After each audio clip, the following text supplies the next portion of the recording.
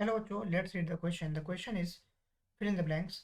The quadrilateral formed by joining the midpoints of the sides of a quadrilateral PQRS taken in order is a rectangle if the diagonal of PQRS are. So we have to fill in the blanks. First of all, let us talk about the key concept first. So we know that हमें क्या पता है? We know that the important point is that according to midpoint theorem, according to midpoint theorem, अगर हम midpoint theorem की बात करें, so according to midpoint theorem, the line segment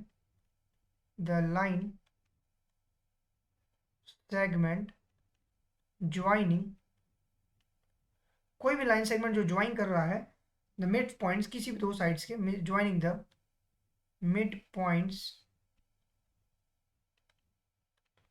of two sides, किसी भी दो साइड्स को अगर वो ज्वाइन कर रहा है किसी भी ट्राइंगल के, of a triangle that is जो कि पैरेलल है थर्ड साइड के, that is parallel to third side is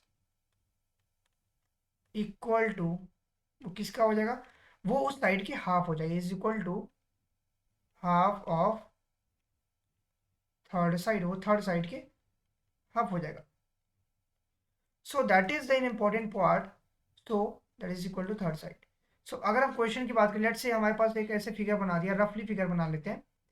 तो अगर मान लेते हैं ये और ये दो मिड पॉइंट्स बना रहे हैं दो साइड्स में, तो अगर ये लाइन को मैं ज्वाइन करता हूँ तो कह रहा है अगर ये लाइन जो ज्वाइन हो रही है दैट इज डी और ई, ये हमेशा इस बी सी जो कि थर्ड साइड है हमारा ट्राइंगल का, उससे हमेशा हाफ होगा. तो डी डी ई जो होगा 1/2 होगा बी सी के. That is basically the key concept. तो ये कह रहा है डी ई जो होगा वो 1/2 होगा बी सी का. दिस इज माई की concept. So let's see, let us talk about the question first. So हमें क्या पता है, अगर हम क्वेश्चन की बात करते हैं और हमें अभी ये भी नहीं पता है कि वॉट एवर ये फिगर हमारा क्या है, हमने बस एज इट इज इसको मेंशन किया कि यहाँ पे मिड पॉइंट से ज्वाइन हो रहा है. तो हम first of all let us draw the figure. Let's say this is my quadrilateral A B C D. पहले हम इसको ड्रॉ कर लेते हैं. ए बी सी और डी, हमने ए बी सी डी को इनको ज्वाइन कर लिया. And now what I am doing, इसका जो मिड पॉइंट्स बनेगा चारों पॉइंट्स का, उन्हें उससे हमने मेंशन कर दिया. जस्ट लाइक मैंने इसको पी क्यू आर और एस मेंशन कर दिया.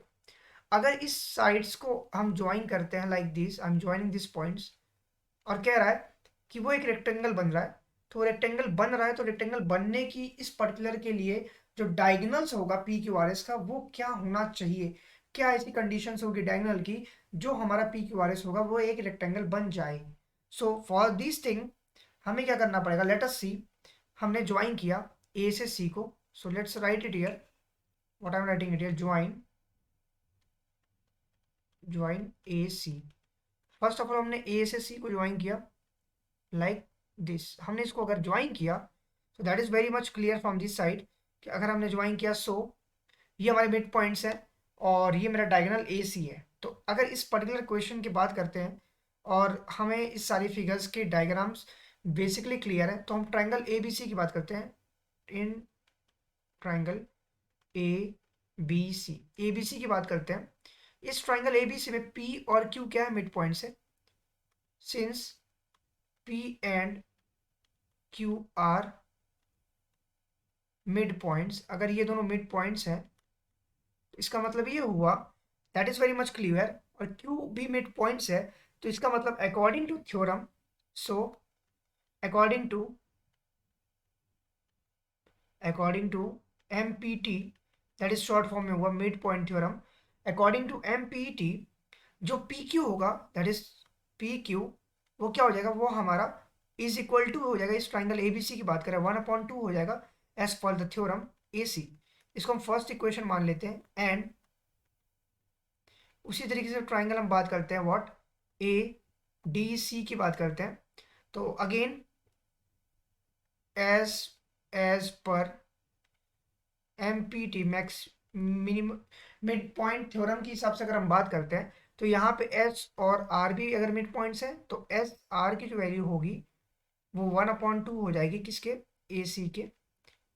सो सो फ्रॉम 1 and 2, अगर 1 and 2 की बात करते हैं, वी गेट, हमें क्या मिलेगा, वी गेट, सो बेसिकली हम talking about A first and second equation, तो पी क्यू की वैल्यू क्या हो जाएगी, एस आर के बराबर हो जाएगी। अब हमें क्या पता चला, पी क्यू, ये पी क्यू जो है ये एस आर के बराबर है।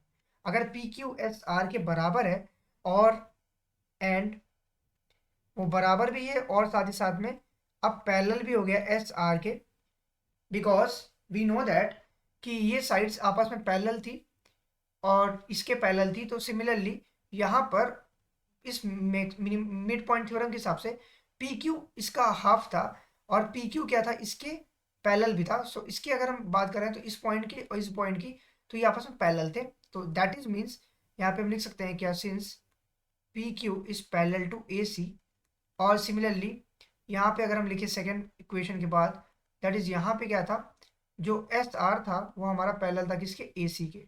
तो अगर ये आपस में पैरेलल था तो इससे ये चीज़ क्लियर हो गई कि पी क्यू अगर ए सी के पैरेलल था और एस आर ए सी के पैरेलल, तो पी क्यू एस आर के पैरेलल भी हो जाएगा।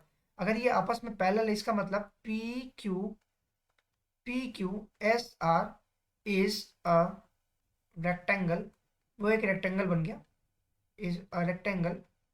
और उस रेक्टेंगल को हम पैरेललोग्राम भी बेसिकली कह सकते हैं, क्योंकि सेम चीज रेक्टेंगल में भी होता है, opposite sides equals and parallel होते हैं। और the question is basically demanding about the rectangle part की P Q R is taken in order is rectangle होना चाहिए, तो उसके लिए डायगोनल्स को क्या होना चाहिए, diagonal should be, so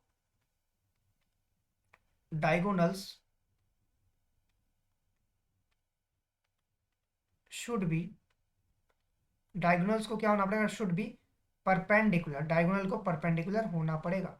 that means this is my required answer. So हम लिख सकते हैं कि diagonals are perpendicular, then only we will get to our solution. I hope you understand it well. Best of luck. Thank you.